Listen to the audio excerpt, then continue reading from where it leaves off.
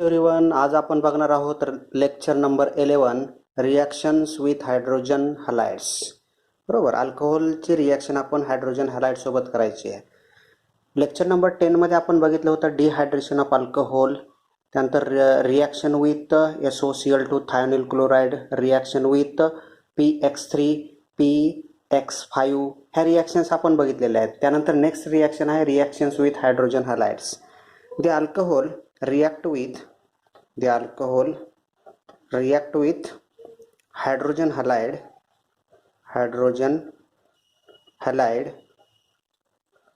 to form alkyl halide and water. तर आपण आता याच्यामध्ये ऍसिडिटी ऑर्डर चेक करू. Higher the acidity of hydrogen halide, greater the reactivity toward the alcohols. जर higher acid असेल तर त्याची रिॲक्टिव्हिटी अल्कोहोलकडे कशी असते, जास्त प्रमाणात असते. तर आपण order of reactivity of the acid toward the alcohols, the HI is more acidic than HBr, HBr more acidic than HCl, and HCl more acidic than HF. Means HI reactivity toward the alcohol is more and HF reactivity toward alcohol least. ह्याची कशी आहे रिॲक्टिव्हिटी more आहे, याची reactivity more toward the alcohols. Next point आहे tertiary alcohol are the most reactive and primary alcohols least reactive. Tertiary alcohol हा most reactive आहे आणि जो प्रायमरी अल्कोहोल किंवा मिथेनॉल हे कसे आहेत, लिस्ट रिॲक्टिव्ह आहेत. तर आपण याच्यामध्ये काय रिॲक्शन बघूया, याच्यामध्ये आपण काय रिॲक्शन्स बघूया. The reactions of primary alcohol with HCl require a catalyst ZnCl2 for the alkyl halide to form good yield and with reasonable times. Means the ethanol CH3 CH2OH ethanol react with hydrochloric acid in presence of ZnCl2 to form ethyl chloride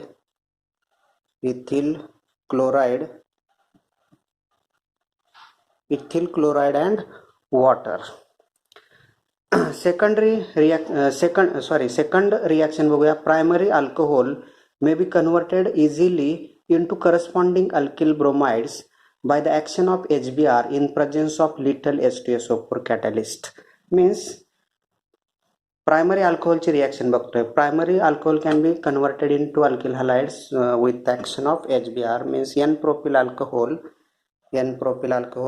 CH3 CH2OH propanol react with hydrogen bromide in presence of acid to form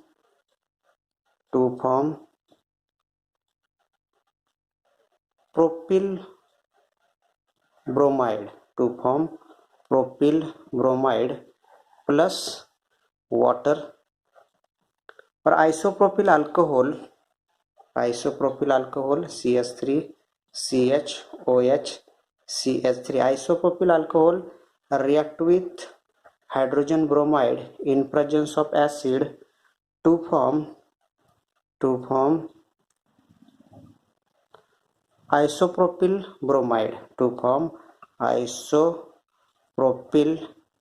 bromide and water. Next reaction आपण बघूया. N-butyl alcohol CH3 CH2 CH2OH N-butyl alcohol react with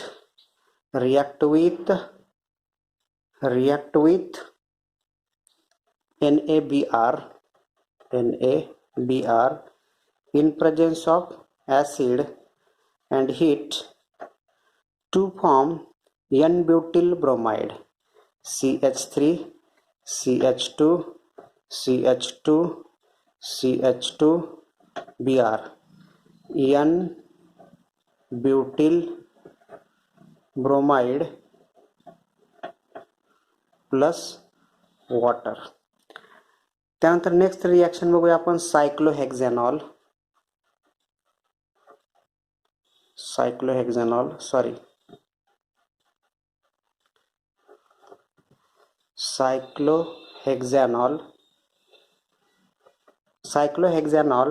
react with hydrogen bromide HBr 10 degree to 100 degree Celsius temperature to form bromocyclohexane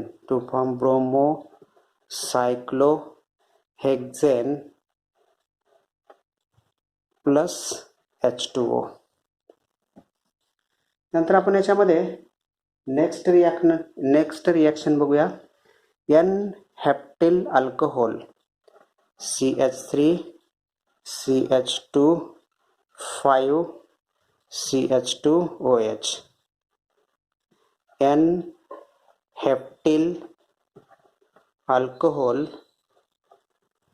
react with HBr at 120 degree Celsius to form CH3 CH2 5 CH2 Br N heptyl bromide to form N heptyl bromide and water. Next reaction आपण बघूया tertiary butyl alcohol. Next reaction बघू आपण tertiary butyl alcohol CH3OH. Tertiary butyl alcohol react with hydrochloric acid at 25 degree Celsius to form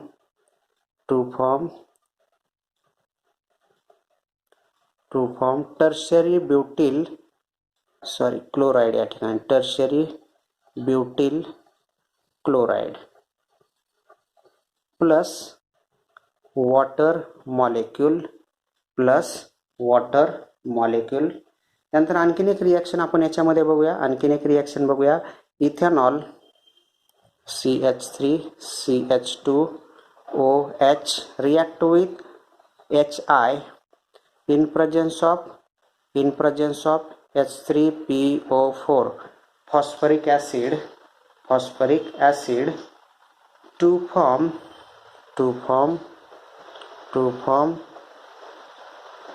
ethyl iodide and water molecules. तर आपण reaction with hydrogen हॅलाइड्स हे आपण या ठिकाणी पाहिलेलं आहे. Reactions with hydrogen halides. Next बघूया आपण condensation reaction. Primary alcohol converted into ether on heating in presence of H2SO4. For example condensation रिॲक्शनमध्ये आपण एक्झाम्पल घेऊया. Ethanol CH3 CH2OH. Ethanol two ethanol molecule condenses with each other. हा एक ethanol molecule आहे आणि हा दुसरा एक इथेनॉल मॉलिक्यूल आहे. हे मॉलिक्यूल काय होतील? condenses in presence of acid and heating to form. Condensation होणार म्हणजे काय होणार या ठिकाणी कंडेन्सेशन होणार म्हणजे काय? वॉटर मॉलिक्यूल निघून जाईल. या ठिकाणी काय होईल? हा वॉटर मॉलिक्यूल काय होईल? निघून जाईल. हा वॉटर मॉलिक्यूल काय होईल? रिमूव्ह होईल. म्हणजेच काय होईल? त्याच्यामध्ये कंडेन्सेशन होईल. म्हणजेच काय स्ट्रक्चर येईल बघा या ठिकाणी CH3 CH2 या ठिकाणचा हा O, या ठिकाणी हा CH2 CH3. The formation of diethyl इथर फॉर्मेशन ऑफ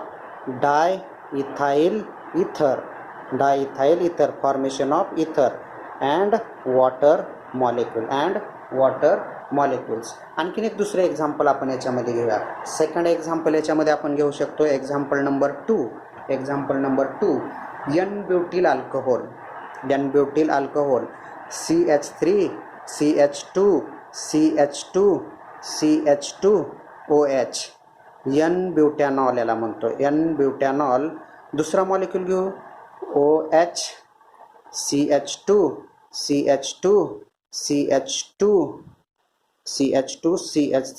हा पण काय एन ब्युटॅनॉल.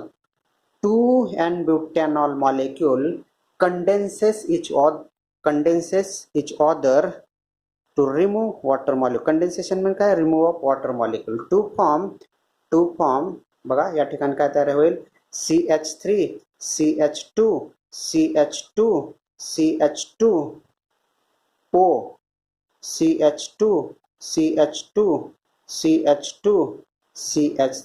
म्हणजे काय तयार होईल या ठिकाणी डायब्युटाइल इथर.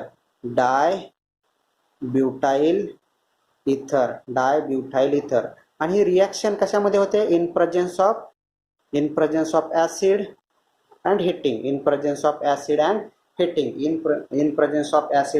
हिटिंग. आपण याच्यामध्ये आणखीन एक एक्झाम्पल घेऊया. Example number 3 propanol CH3 CH2OH याला काय म्हणतो आपण? प्रोपॅनॉल असं म्हणतो. Propanol another molecule condense propanol OH CH2CH3 हा दुसरा प्रोपॅनॉल मॉलिक्यूल आहे. तर या ठिकाणी याचं कंडेन्सेशन कसं होईल?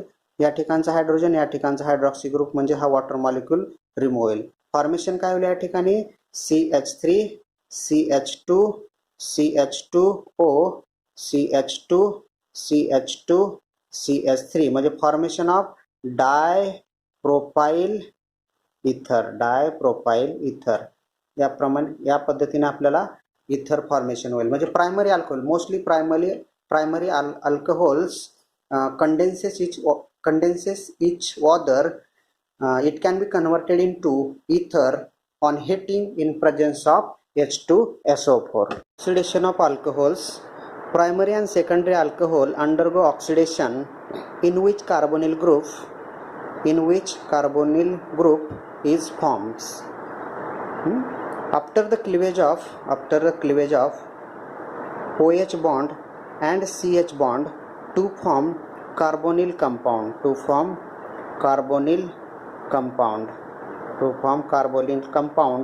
Aldehyde and ketone is a carbonyl compounds to form aldehyde and ketone. Suppose a primary alcohol are CH2OH. Primary alcohol first oxidize to form aldehyde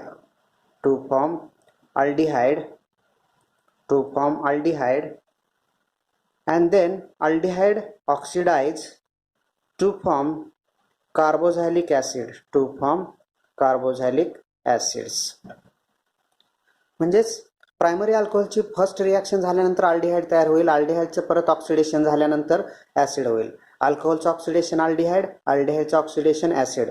हे कधी होतं? ज्यावेळेस आपण एखादा स्ट्रॉंगली ऑक्सिडायझिंग रिएजंट वापरतो. To produce carboxylic acids. म्हणजे ते strongly oxidizing agent कोणते आहेत? Potassium permanganate, sodium dichromate, potassium dichromate, sodium chromate. हे कसे आहेत? स्ट्रॉंगली ऑक्सिडायझिंग एजंट्स आहेत. तर याच्यामध्ये काय होतं? अल्कोहोलचं कन्व्हर्जन प्रायमरी अल्कोहोलचं कन्व्हर्जन हे डायरेक्ट ऍसिडमध्ये होत असतं. जर समजा आपण माइल्ड ऑक्सिडायझिंग एजंट्स वापरले म्हणजे माइल्ड ऑक्सिडायझिंग एजंट्स कोणते आहेत? CrO3 हे माइल्ड ऑक्सिडायझिंग एजंट आहे. त्यानंतर CrO3 पिरिडीन कॉम्प्लेक्स म्हणजेच C5H5N टाईस CrO3 इन CH2Cl2 हा कोलिन रिएजंट्स आहेत. त्यानंतर PCC पिरिडिनियम क्लोरोक्रोमेट आणि पिरिडियम डायक्रोमेट PDC हे कसे आहेत, माइल्ड ऑक्सिडायझिंग एजंट्स आहेत. तर यांचं काय होणार आहे, फक्त यांचं कन्वर्जन कशामध्ये होणार आहेत, अल्कोहोल टू अल्डिहाइड इथपर्यंतच होणार आहे. अल्कोहोल टू अल्डिहाइड इथपर्यंतच याचं कन्वर्जन होणार आहे माइल्ड ऑक्सिडायझिंग एजंट्स असेल तर. आणि स्ट्रॉंगली ऑक्सिडायझिंग एजंट असेल तर त्याचं कन्वर्जन ॲसिडमध्ये डायरेक्ट होणार आहे. म्हणजे ऑक्सिडायझिंग एजंट्स हा फार महत्त्वाचा आहे. ऑक्सिडायझिंग एजंट हा फार महत्त्वाचा आहे. तर आपण ऑक्सिडायझिंग एजंट कोणता वापरतो आणि रिॲक्शन काय होते हे फार महत्त्वाचे आहे. जर आपण हे माइल्ड वापरले तर अल्डिहाइडपर्यंत कन्वर्जन होईल आणि स्ट्रॉंग वापरले तर आपलं ॲसिडपर्यंत त्याचं कन्वर्जन होईल. समजा आपण एक एक्झाम्पल घेऊया. Neopentyl alcohol CH3CH2OH neopentyl alcohol oxidize in presence of CrO3 to form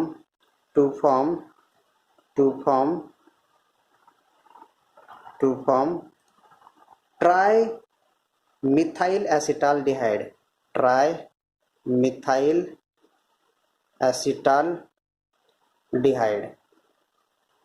म्हणजे हा CrO3 काय माइल्ड ऑक्सिडायझिंग एजंट आहे. म्हणजे अल्कोहोलचं कन्वर्जन याच्यामध्ये कशामध्ये होतंय, अल्डिहाइडमध्ये होतंय. याचा बॉइलिंग पॉईंट किती असतो, निओपेंटिल अल्कोहोलचा 114 डिग्री सेल्सिअस एवढा असतो आणि ट्रायमिथाइल ॲसिटाल्डिहाइडचा बॉइलिंग पॉईंट हा 75 डिग्री सेल्सिअस एवढा असतो. बरोबर.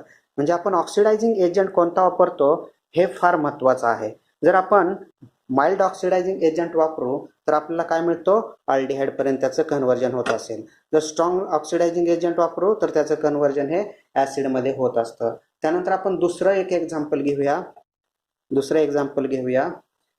3-फ्लोरोप्रोपॅनॉल CH2CH2CH2OH. याला जर आपण नंबरिंग दिलं 1 2 3 पोझिशनला फ्लोरो म्हणजे three fluoropropanol oxidize with K2Cr2O7 potassium dichromate in presence of H2SO4 acidic water. हा K2Cr2O7 कसला आहे, हा स्ट्रॉंग ऑक्सिडायझिंग एजंट आहे. तर हा डायरेक्ट काय करेल, याचं कन्वर्जन कशामध्ये करेल, ॲसिडमध्ये करेल. कार्बोझॅलिक ॲसिडमध्ये काय करेल, त्याचं कन्वर्जन करेल. म्हणजे याची रिॲक्शन काय येणार, FCH2 C double bond OH. या ठिकाणी हा ॲसिड तयार झालेला आहे. म्हणजे तयार काय होईल या ठिकाणी, 3-फ्लोरोप्रोपॅनॉइक ॲसिड होईल. 3-फ्लोरोप्रोपॅनॉइक ॲसिड या ठिकाणी काय होईल, तयार होईल. म्हणजे आपण ऑक्सिडायझिंग एजंट जर स्ट्रॉंग वापरला तर ॲसिड तयार होतं. ऑक्सिडायझिंग एजंट हा माइल्ड वापरला तर त्याचं कन्वर्जन हे अल्डिहाइडमध्ये होत असतं. तर आणखीन आपण दुसरं एक एक्झाम्पल घेऊया आपण. 1-हेप्टॅनॉल CH3CH2 5CH2OH. हा काय 1-हेप्टॅनॉल. हेप्टॅनॉल कसं म्हणतो, याच्यामध्ये 7 कार्बन आहेत. एक आणि हे 5-6 आणि एक 7 कार्बन. म्हणजे heptanol oxidize in presence of PCC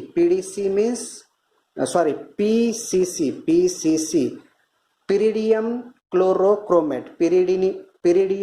chlorochromate oxidize to form CH3CH2 5C double bond OH. हा कसला आहे, माइल्ड ऑक्सिडायझिंग एजंट आहे. PCC कसला आहे, माइल्ड ऑक्सिडायझिंग एजंट. म्हणजे याचं कन्वर्जन कशामध्ये, अल्डिहाइड. म्हणजे काय तयार होईल या ठिकाणी, हेप्टॅनॉल. काय तयार होईल, हेप्टॅनॉल. म्हणजे हा अल्डिहाइड तयार होईल. बरोबर. माइल्ड ऑक्सिडायझिंग एजंट वापरला तर या ठिकाणी काय तयार होतंय, हेप्टॅनॉल तयार होते. त्यानंतर आणखीन आपण काय करूया,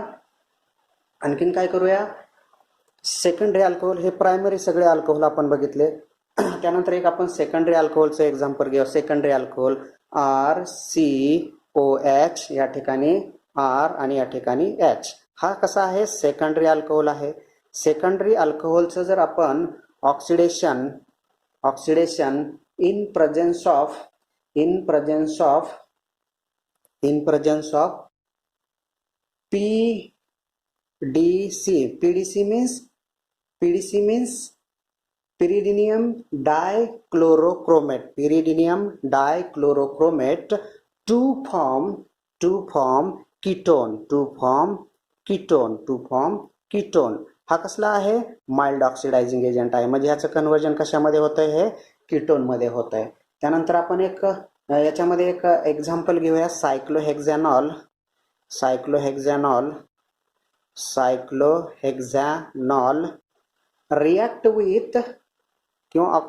react with oxidizing in presence of Na2Cr2O7 in presence of H2SO4 and water to form cyclohexanone.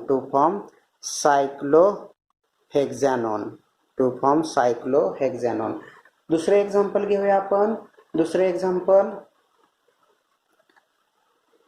CH3 CH2 CHOH CH3 2-butanol.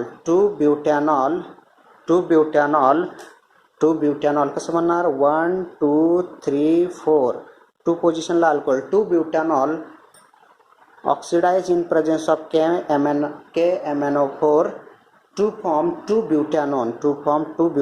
CH3 CH2 C double bond O CH3. या ठिकाणी त्याचं ऑक्सिडेशन झालं. एक हायड्रोजन आणि हायड्रोजन H2 निघून गेलेला आहे, -H2.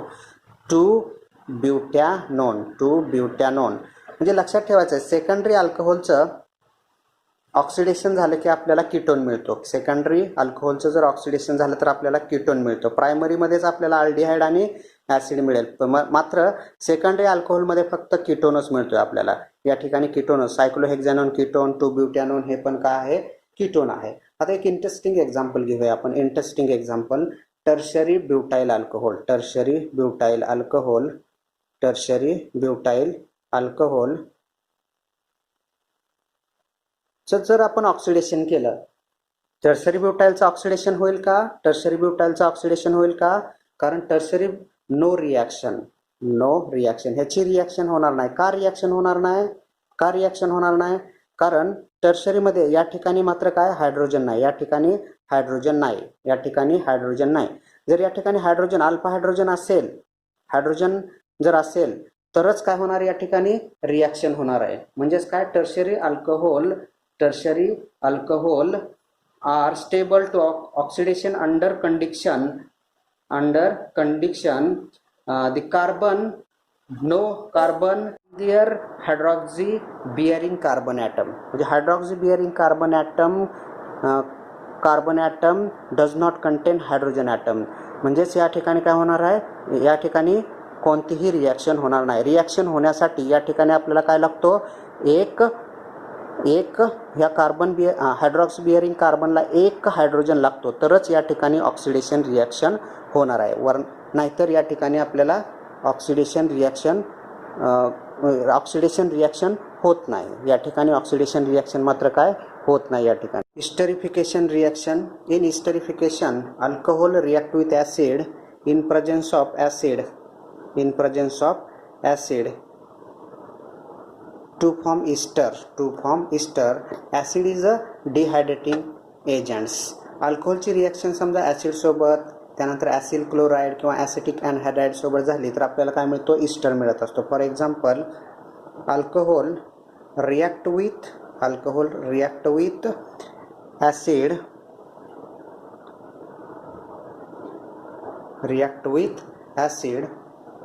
to form ester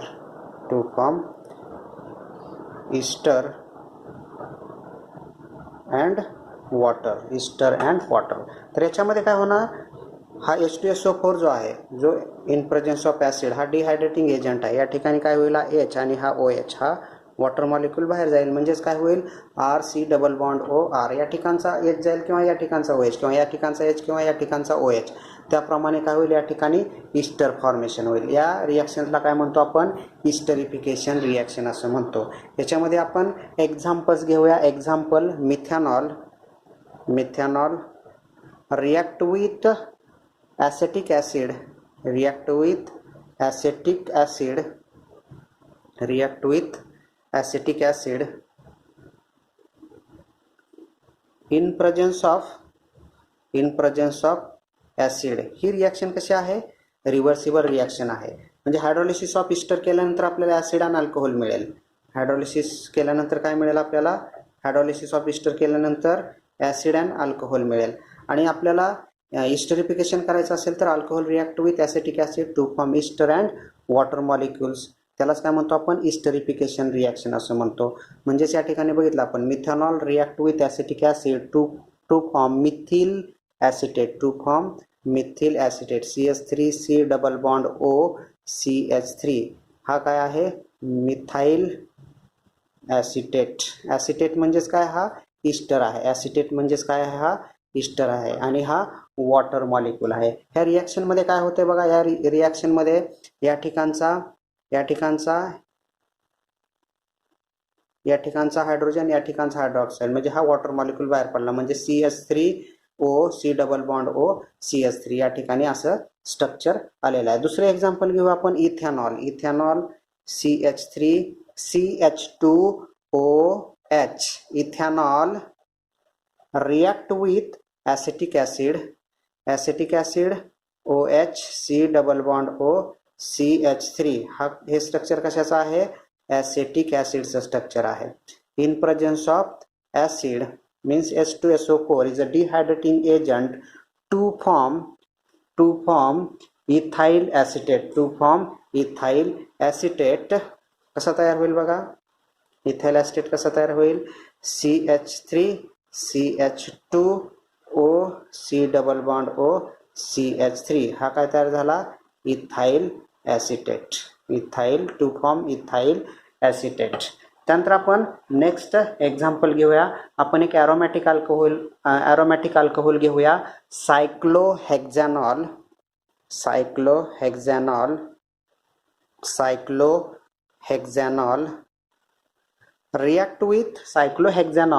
react with acetic acid,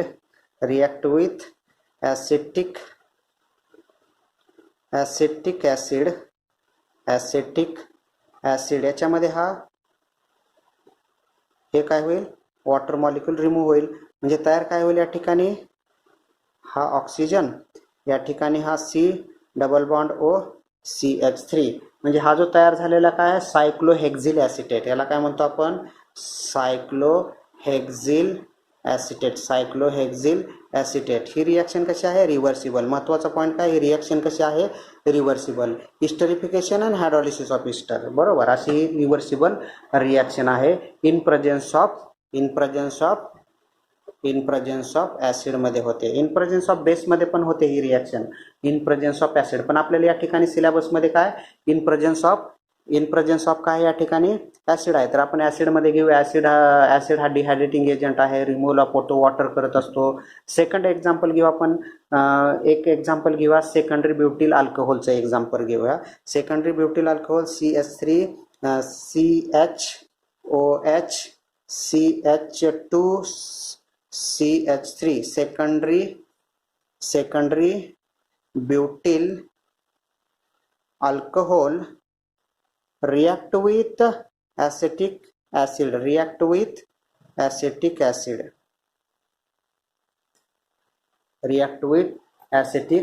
आता याची रिॲक्शन बघा काय होईल.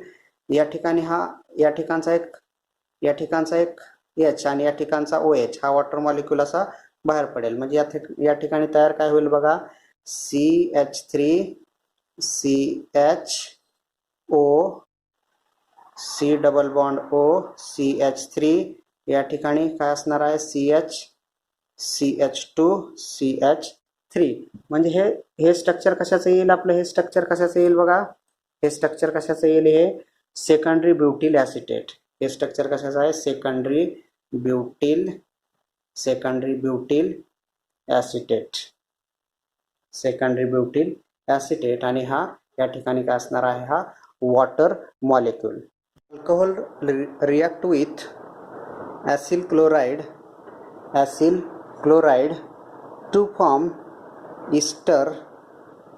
Easter and hydrochloric acid. याच्यामध्ये हा काय होईल, हा हायड्रोक्लोरिक ॲसिड काय होईल, रिमूव्ह होईल. या ठिकाणी हा रिमूव्ह झालेला हायड्रोक्लोरिक ॲसिड. तर आपण एक याचं एक्झाम्पल घेऊया. याचं example ethanol CH3CH2OH. Ethanol react with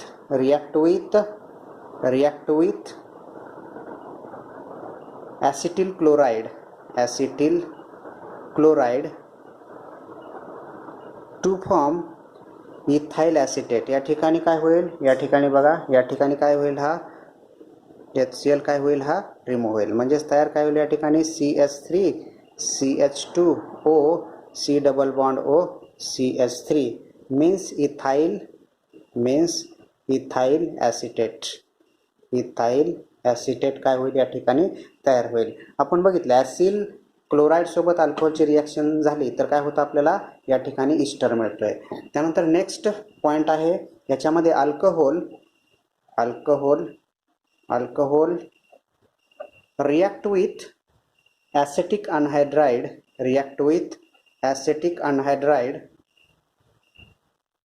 त्याला काय म्हणतो आपण, acetic anhydride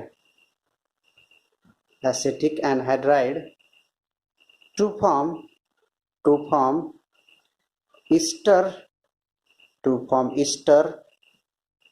and carboxylic acid.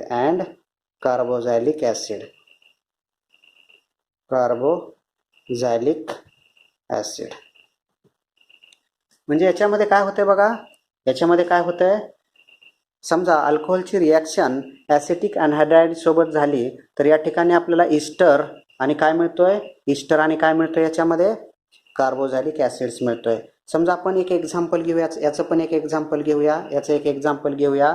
N propyl alcohol CH3CH2OH.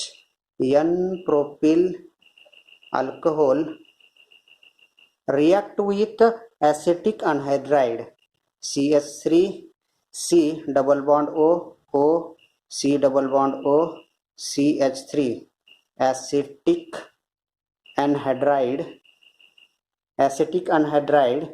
To form N propyl acetate CH3C double bond O CH2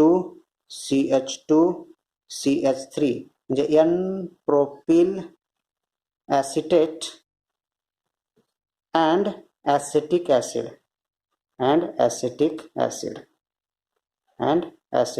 acid.